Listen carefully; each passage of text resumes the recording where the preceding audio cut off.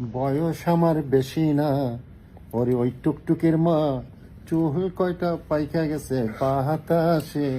বয়স আমার বেশি না, ওরে ওই টুকটুকির মা।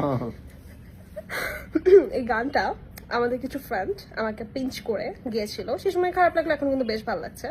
যাই হোক, সবাইকে একটা কথা বলি, এখন আমরা আসলে ভিডিও করতে নিয়েছি, তো চেয়ারে বসেছি, আমি কোথায় বসবো বুঝতে পারছিলাম না।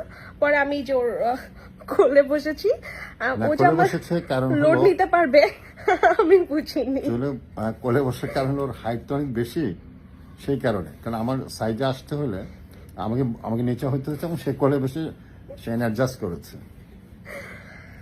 সবার জন্য একটা ব্রেকিং নিউজ আছে।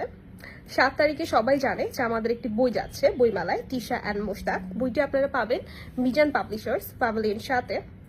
আর তার সাথে আমাদের আরো 2টা বই যাচ্ছে।